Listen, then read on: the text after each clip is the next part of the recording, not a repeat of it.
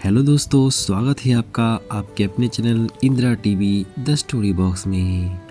आज हम प्यार नहीं बिकता कहानी का 5वां भाग आप सभी के सामने प्रस्तुत करने जा रहे हैं। मेरा नाम शेखर है और मैं इस खूबसूरत कहानी को लिखा है। हमें उम्मीद है कहानी का 5वां भाग भी आप सभी को बेहद पसंद आएगी।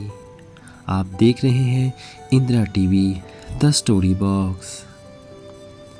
प्यार नहीं बिकता कहानी का 5वां भाग। तो आइए इस खूबसूरत कहानी की शुरुआत करते हैं। ये तुम क्या कह रही हो शोभा? गौतम के चेहरे का रंग उड़ गया था।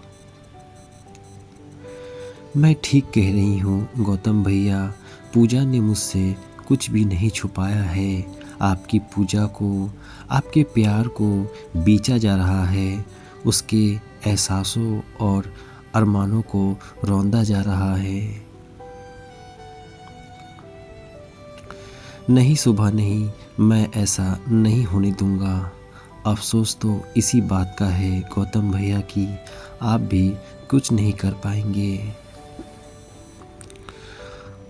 आपने कुछ करने की कोशिश भी की तो पूजा का भाई धीरू आपको नहीं छोड़ेगा। वह इस शहर का बहुत बड़ा गुंडा है। पूजा को बर्बाद करने के पीछे उसी का हाथ है।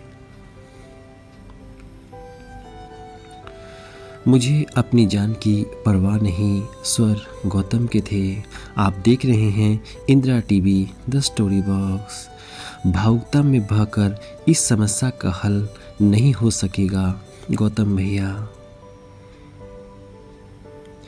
फिर तुम ही कहो शोभा, मैं क्या करूं?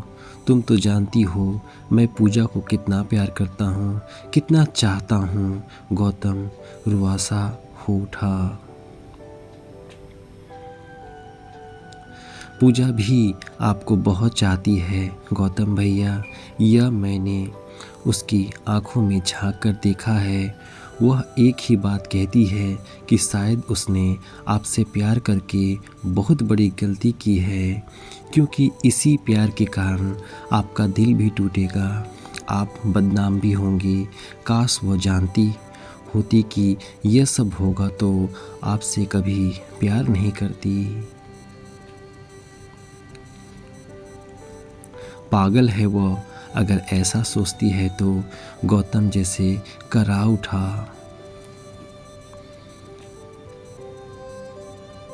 अब क्या होगा गौतम भैया?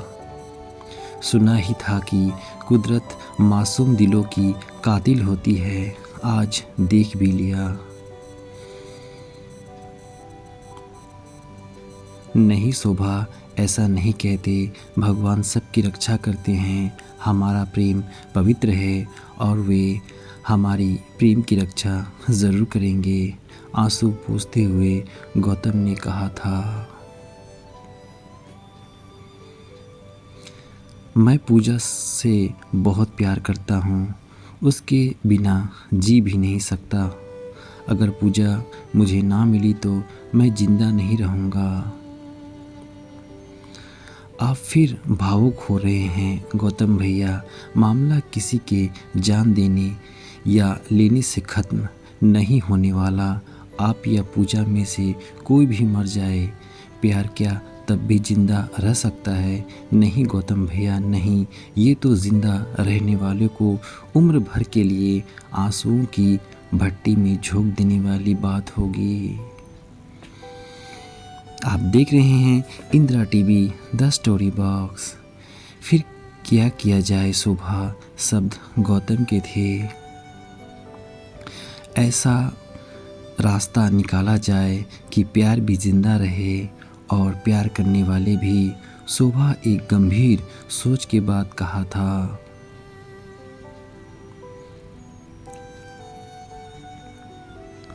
शोभा, तुम बिल्कुल ठीक कह रही हो। शांत दिमाग से सोचने पर ही कोई रास्ता निकल सकता है। आप देख रहे हैं Indira TV the story box. Gautam होठ चबाने लगा। चेहरे पर बड़ी बेबसी थी, दर्द था। सहसा कुछ सोचकर ही बोल उठा वह, तुम पूजा को यहाँ नहीं ला सकती शोभा। इससे क्या होगा? जब से उसकी माँ और धीरू को पता चला है कि पूजा किसी को चाहती हैं, उसकी निगाहें बहुत तेज हो गई है। आपने नहीं देखा गौतम भैया, पूजा का सूजा हुआ चेहरा मैंने देखा है। बहुत सहमी हुई है वह, अपने दर्द से ज़्यादा उसे आपकी चिंता है। मेरी चिंता? हाँ गौतम भैया, आपका नाम नहीं बताया ना। उसने इसकी ही सज़ा उसके चेहरे पर देखकर आ रही हूँ। बदन पर कितनी चोटें होगी नहीं जानती मैं। हाँ, इतना ज़रूर जानती हूँ कि जिस रोज़ उसके होठ खुल गए, आपका नाम सामने आ गया, उस रोज़ आपके हाथ पाँव सलामत नहीं रहेंगे। मुझे इसकी चिंता नहीं है। मैंने प्यार किया है शोभा, कोई गुनाह नहीं। उनकी नज़र में तो गुनाह ही है। शोभा दुख भरे स्वर से बोली, तुम पूजा से कह दो उसे, और जुल्म सहने की ज़रूरत नहीं। बता दे सबको मेरा नाम। वह मर जाएगी पर यही भूल नहीं करेगी। उफ भगवान, ये कैसा अन्याय है। गौतम करा उठा। मैं पूजा के घर जाऊंगा, उसकी माँ से बात करूंगा। ऐसा करके आप सबसे बड़ी भूल करेंगे। आपके साथ साथ पूजा की भी ज़िंदगी खतरे में पड़ जाएगी, और आपको कुछ हो इससे पहले पूजा जान दे देगी। ये कैसी व्यवस्था है शोभा? शब्द गौतम के थे। आप देख रहे हैं Indira TV the story box. Shobha ने कहा, अब तो वक्त का ही इंतज़ार किया जा सकता है, वह किस ओर करवट बदलता है। तुम क्या एक बार भी उसे यहाँ नहीं ला सकती? गौतम मानो गिड़गिड़ा उठा। मैं कोशिश करूँगी भैया। शोभा का स्वर भारी था। कोशिश नहीं, तुम्हें लाना ही होगा उसे। आप देख रहे हैं Indira TV the story box. हाँ, मैं उसे लेकर आऊँगी अपने भैया के लिए। क्या इतना भी नहीं करूँगी मैं?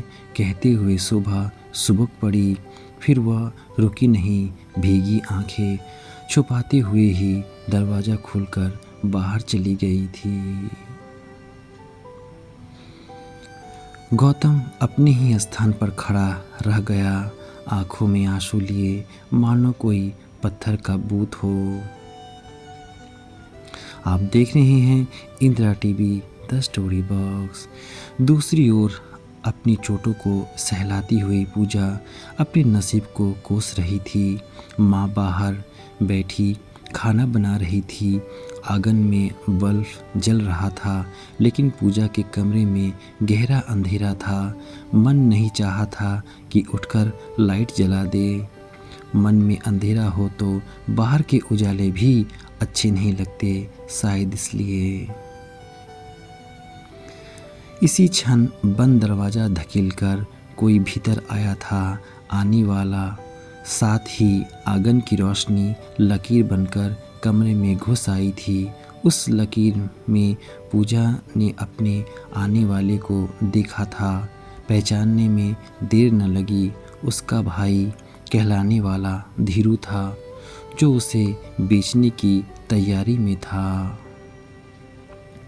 अब फिर से उसे जवाब मांगा जाएगा। सुबह से यही तमाशा तो हो रहा था, मानो जेल की सलाखों के पीछे कैद वह कोई मुजरिम हो और उससे उसका जुर्म उगलवाने के लिए बदल बदल कर पुलिस अधिकारी आ रहे हों। सोचते हुए पूजा का मन घृणा से भर उठा। टिक की आवाज़ हुई और कमरा रोशनी से भर गया। अंधेरे में क्यों बैठी हो? पूजा की तरफ बढ़ता हुआ धीरू गुर्राया था। क्या फ़र्क पड़ता है? चुदियाती हुई आँखों को झपकते हुए पूजा के होठ से आह से निकली। जानबूझकर ही खुद को अंधेरे में धकेल रही हो पूजा। तुम सोच भी नहीं सकती कि तुम्हारा नसीब कितना उजाला है। जिस घर में तुम जाओगी वहाँ रोशनी के अंबार है। चारों ओर खुशियाँ ही खुशियाँ हैं। तुम्हें तो मेरा एहसानमंद होना चाहिए। मुझे तुम्हारे एहसान की ज़रूरत नहीं धीरू। हो सके तो मुझे मेरे नसीब पर छोड़ दो। तुम जैसा भाई हर बहन को ऐसा ही नसीब बनाने लगे तो हर घर में बहन बाजार में बिकने लगेगी। धीरू का हाथ इसी क्षण घूम गया। दांत पीसते हुए चीखा, एहसान की नहीं, तुम इसी की ज़रूरत है, क्योंकि प्यार की भाषा तुम्हारी समझ में नहीं आती। पूजा तड़प उठी। उसे लगा जैसे गाल में जख्म हो गए हैं और इन पर मिर्च डाल दी गई है। सारा दर्द तो वो पी गई थी, लेकिन धीरू की तरफ उठी उसकी निगाहों में बड़ी जलन भर आई थी। दर्द जो क्रोध बन गया था उसी को रोक ना पाई थी। वह शब्दों को चबाते हुए कहती चली गई, मर्द होना हाथ उठा सकते हो तुम, औरत हूँ मैं, तुम्हारा हाथ नहीं रोक सकती। भगवान ने इन हाथों में इतनी ही शक्ति भरी होती तो माँ कसम ये भूल जाती कि तुम मेरे भाई हो और हाथ तोड़कर रख देती तुम्हारा। बहुत जवान चल रही है तुम्हारी, इसे काट कर फेंक दूंगा। बालों से पकड़कर धीरू ने उसे झिझोर दिया। फिर काट क्यों नहीं देते? ना बोल सकूंगी और ना तुम लोग के जुर्म की दुआई दे सकूंगी। जरूरत पड़ी तो काट भी दूंगा। झटका देते हुए धीरू ने उसके बाल छोड़ दिए थे। पूजा बिस्तर पर गिर पड़ी थी। दौलत पाने की इतनी हवस है तुम्हें धीरू, तो 2 बहनें और भी है, उन्हें क्यों नहीं बेच देते? मैं कहता हूँ जुबान को लगाम दो पूजा, ज़्यादा गुस्सा दिलाओगी तो जान से मार दूंगा। यही तो मैं भी चाहती हूँ, लेकिन अफसोस तुम्हारी ये चाहत अभी पूरी नहीं हो सकेगी। शादी तुम्हें करनी ही पड़ेगी पूजा। उसके बाद जहर तुम्हें मैं खरीद कर ला दूंगा। तब यही शौक़ बड़ी आसानी से पूरा कर लेना, कोई नहीं रोकेगा। धीरू का धीमा स्वर पूजा को सिर से पांव तक कप गया था। वह भयभीत निगाहों से धीरू को देखती चली गई थी। धीरू के होठ पर बड़ी कड़वी मुस्कुराहट थी। शब्दों को चबाते हुए कहता जा रहा था, तुम्हारा जवाब मैं नहीं जानने आया हूँ। तुम्हारा जवाब तो मेरी मुट्ठी में बंद है। हाँ या ना तो मैं खुद लिखाना जानता हूँ।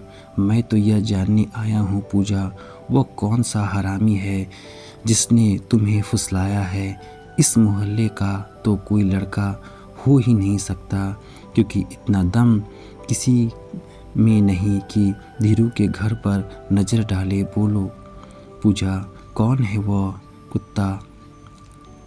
पूजा धीरू के चिल्लाने पर बड़ी करवाहट से मुस्कुराहट रह गई। ओह, तो नहीं बताओगी तुम? कोशिश करके देख लो धीरू, हाँ या ना तो तुम्हारी मुट्ठी में बंद है ना। कर लो इसका इस्तेमाल, शायद मरने से पहले उस देवता का नाम होठों पर आ जाए। देवता? दांत पीसते हुए गुर्राया धीरू। मुझे कहीं मिल जाए तो उस देवता के हाथ पैर न तोड़ दूं तो मेरा नाम धीरू नहीं। उसके बाद पूजा को भी तुम जिंदा नहीं देख सकोगे धीरू।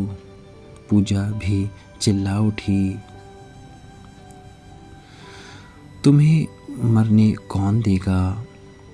खा जाने वाली निगाहों से ही धीरू ने पूजा को घूरा था, फिर रुका नहीं, पाँव पटकता हुआ ही बाहर निकलता चला गया था।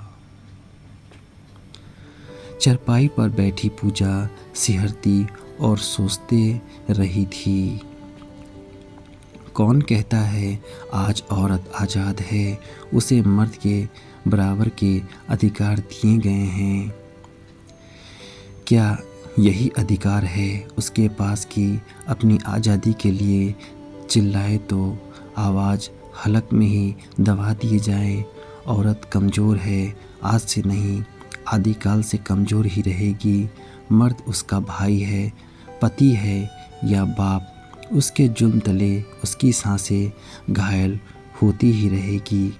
यह सिलसिला औरत के जन्म से शुरू होता है और मरने के बाद ख़त्म। कैसा नसीब है यह औरत का। यही औरत जो मर्द को जन्म देती है और मर्द आसी रेंग गई थी पूजा के हलक से।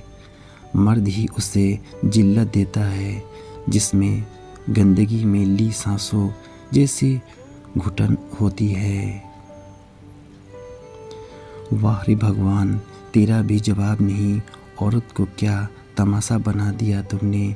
एक ही तो जिस्म है, एक ही तो जान है, लेकिन रूप कितने दे दिए तुमने। कहीं वह माँ है, कहीं बहन और कहीं बेटी के बाद पत्नी।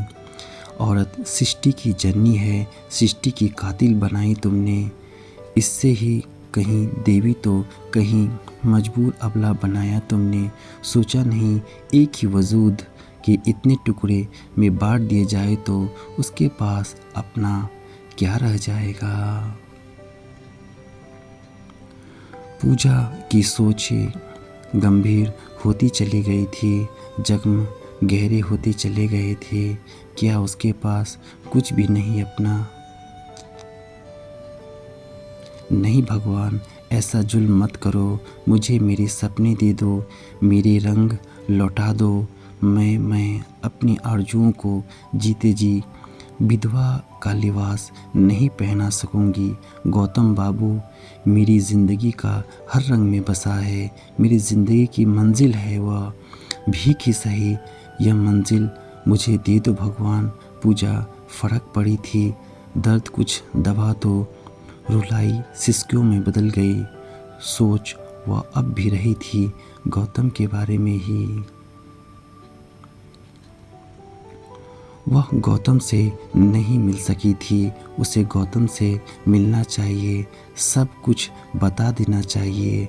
वह मानेगा तो नहीं, लेकिन उसे समझना ही पड़ेगा कि उनका प्यार पनप नहीं सकता, उन्हें कभी एक नहीं होने दिया जाएगा। वह कमज़ोर है, मार के आगे शरीर कभी भी हार सकता है।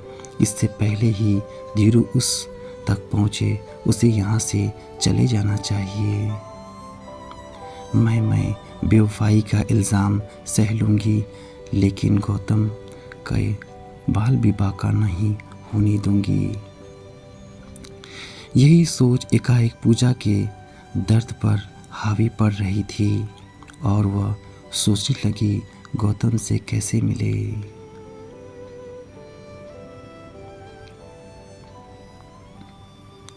हम कहानी का भाग 6 जल्द से जल्द लेकर आप सभी के सामने प्रस्तुत होंगे।